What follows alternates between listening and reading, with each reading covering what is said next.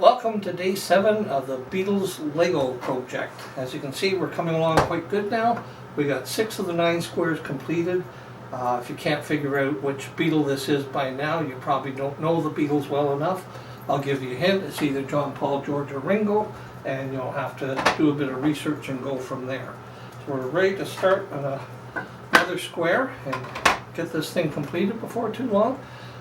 Before I get started, I promised I'm going to talk a little bit about the 5th Beatle. So where did all this talk about the 5th Beatle come from? Well, it all started back when the Beatles first became a hit. They came to America, and they were 4 Beatles at the time: John, Paul, George, and Ringo. And the news couldn't get enough of them. The teen magazines wanted pictures of them. They wanted stories about the Beatles. The whole world couldn't get enough of them. Eventually, some old pictures started surfacing of the Beatles when they were performing in Hamburg, Germany, and there were pictures of 5 Beatles, and people wanted to know who was the 5th Beatle. Well, the obvious answer to that at the time was Stu Sutcliffe. He was a member of the Beatles, and he was performing with them in Germany.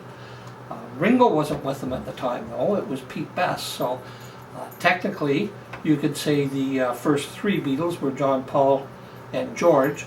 The 4th Beatle being Pete Best, and the 5th Beatle being Stu Sutcliffe. Stu Sutcliffe was a good friend of John Lennon's. So Stu Sutcliffe contributed to the Beatles in a lot of ways. However, he never really contributed in the fact that he wrote any songs, or he wasn't really, he might have been on a couple of very early recordings, but I don't think you could really consider him one of the 5th Beatles, even though technically he was. There were other people that were guessed at being the 5th Beatle when people started talking about it. Tony Sheridan's name came up, although the Beatles were really just a backing band for Tony Sheridan, so he wasn't really a Beatle. He was the headliner and not a member of the group at all. Other guesses since that time were people like Brian Epstein, who was their manager. Certainly did a lot for the Beatles, helped to make them famous, helped get them to America, but he didn't contribute in the way of making any songs or anything.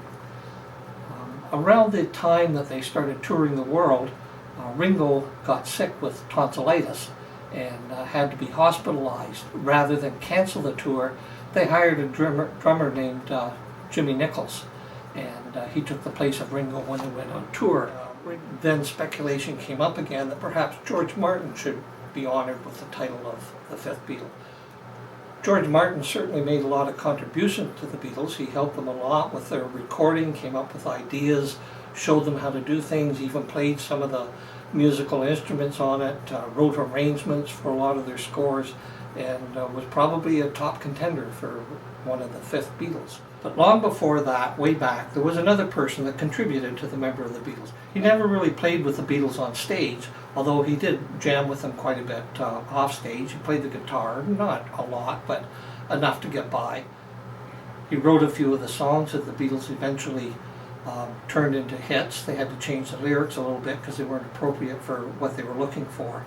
But this person, I think, really deserves the title of the 5th Beatle for his contributions to what he did for the Beatles, as well as the time period in which he did these. And you're going to find out about those tomorrow. In the meantime, we've got to get busy with block number 7, and here we go. Oh, we got Between the Sheets to help us get through that.